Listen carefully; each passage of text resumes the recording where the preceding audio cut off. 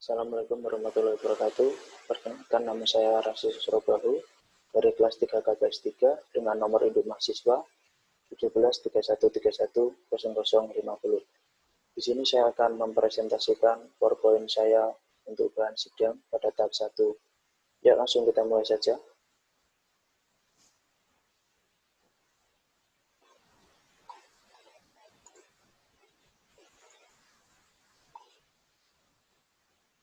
Judul dari laporan akhir saya adalah perhitungan ulang rencana anggaran biaya dan penjadwalan pada proyek pembangunan jembatan di Kali Gambir Sumbersih, Kecamatan Pangrejo, Kabupaten Blitar.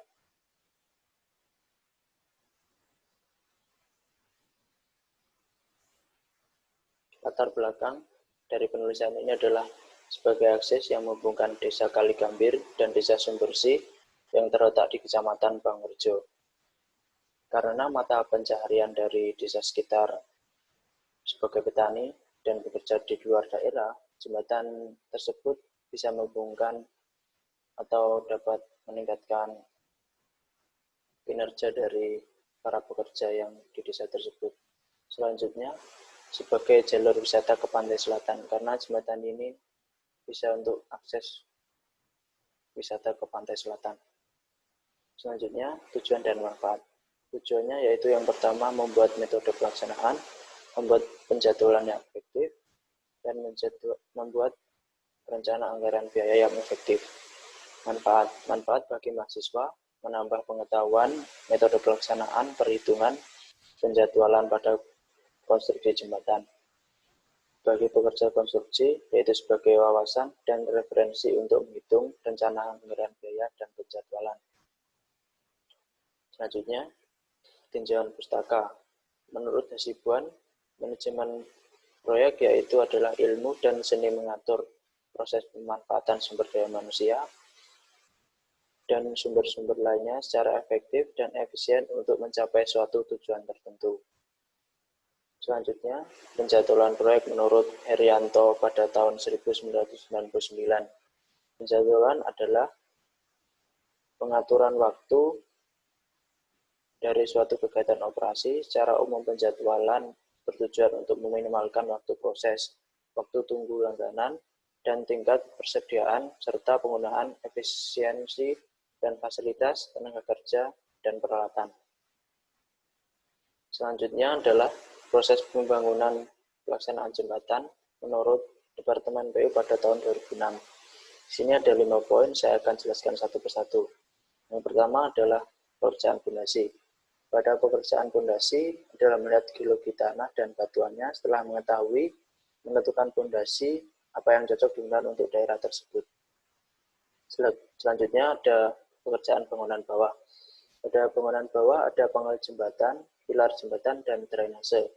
Yang ketiga adalah pekerjaan bangunan atas. Pada pekerjaan bangunan atas terdapat beberapa bangunan seperti trotoar, slab lantai kendaraan, gelagar, balok diafragma, andas, dan tumpuan.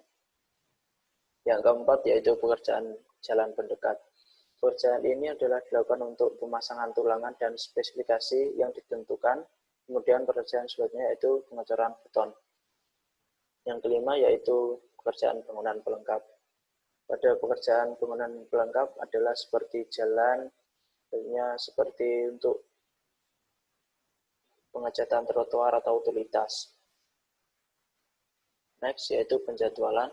Menurut Lawrence dan Pasternak pada tahun 2001 menjabarkan menjadi 5. Yang pertama yaitu menentukan jadwal paling awal dan paling akhir, menghitung kemungkinan jangka waktu proyek, menentukan waktu penyelesaian proyek dan biaya yang paling minimal, menginvestigasi untuk kegiatan tertentu, memonitoring proyek, dan berjalan terus waktu. Yang terakhir yaitu mencari jadwal kegiatan yang akan memuluskan alokasi sumber daya selama durasi proyek. Selanjutnya yaitu rencana anggaran biaya menurut Insinyur Sudrajat Sastraatmadja pada tahun 1984. Dibagi menjadi 2. Saya akan jelaskan rencana anggaran biaya kasar. Rencana anggaran biaya kasar yaitu rencana atau perhitungan di mana menghitungnya itu melalui luas bangunan. Sehingga ini adalah suatu penafsiran kasar dari hasil yang ditentukan oleh perencana, dan yang selanjutnya rencana anggaran biaya terperinci. Rencana anggaran biaya terperinci dilaksanakan dengan menghitung volume dan harga seluruh pekerjaan yang dilakukan agar selesai dengan memuaskan. Itu dengan menggunakan volume. Yang satu tadi menggunakan luasan. Selanjutnya, tujuan rencana anggaran biaya. Ada 5 poin. Yang pertama sebagai bahan dasar usulan pengajuan proposal, standar harga patokan yang dibuat oleh stakeholder atau owner, kemudian membuat bahan pembanding harga yang dibuat oleh konsultan, bandingannya dengan yang poin kedua. Yang keempat yaitu sebagai rincian item penawaran yang dibuat oleh kontraktor. Yang kelima sebagai dasar penentuan kelayakan ekonomi teknis sebuah investasi proyek sebelum dilaksanakan sebuah pembangunan. Yang selanjutnya yaitu ada metodologi, ada 3 poin.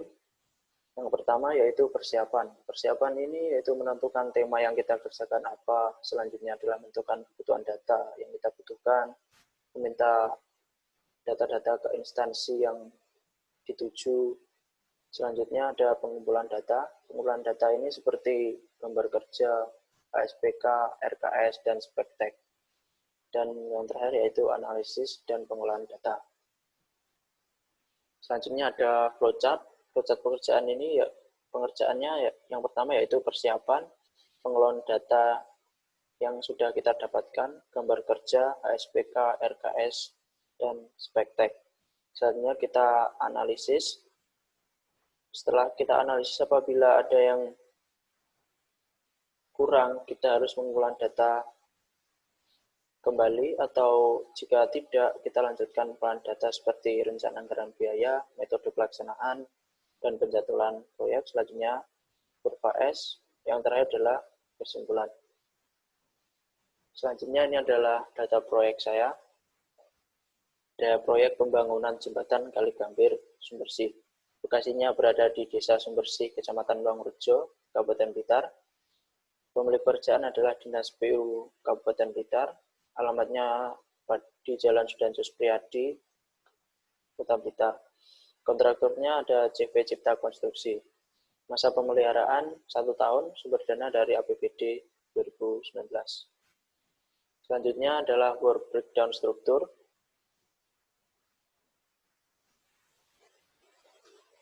Ini saya jabarkan menjadi 8 poin. Yang pertama yaitu pekerjaan persiapan. Pada pekerjaan persiapan seperti mobilisasi, direksi kit, papan nama proyek, pekerjaan pembersihan, seperti itu. Yang kedua yaitu ada pekerjaan galang dan timbunan. Pekerjaan pembersihan ini adalah pengambilan tanah, pengangkutan, kemudian penghamparan tanah, pemadatan. Selanjutnya ada pemancangan. Pemancangan ini menggunakan mini-pile dengan beton K450. Yang keempat ada pekerjaan abutmen. Pekerjaan abutmen ini seperti pelapisan pondasi, penghamparan campuran lapisan pondasi. Selanjutnya ada pekerjaan struktur beton, ada pengerjaan trotoar, lantai kendaraan, pengecoran abutmen, kemudian plat injak. Selanjutnya yang keenam ada pekerjaan pembersihan. Pekerjaan pembersihan ini adalah menyiapkan besi beton dan kemudian melakukan pemasangan. Yang ketujuh ada pekerjaan baja. Pekerjaan baja ini semuanya sudah di pabrik, jadi kemudian kita melakukan perakitan rangka baja tersebut. Yang terakhir yaitu pekerjaan finishing. Ada pengecatan baja, utilitas, seperti itu. Ini adalah contoh perhitungan volume abutmen. Saya bagi menjadi 8. Dari yang 1 hingga ke 8 seperti ada berapa persegi dan 2 segitiga, 3 segitiga. Setelah kita hitung luasannya satu persatu, ketemu dengan luasan dengan volume tersebut. yaitu 266,032 meter kubik. Selanjutnya ini adalah saya buat rencana anggaran biaya dengan ada 5 poin seperti pekerjaan persiapan, pekerjaan tanah, pekerjaan struktur, pekerjaan perkerasan, dan kemudian yang terakhir ada pekerjaan lain-lain. Yaitu dengan cara mengalihkan volume pekerjaan dengan harga satuan, kemudian ketemu jumlah harga berapa, lalu saya rekap menjadi total seluruhnya 6.895.041.000. Selanjutnya ada pencatatan proyek. Ini adalah untuk menghitung durasi pekerjaan. Saya ambil contoh galian tanah.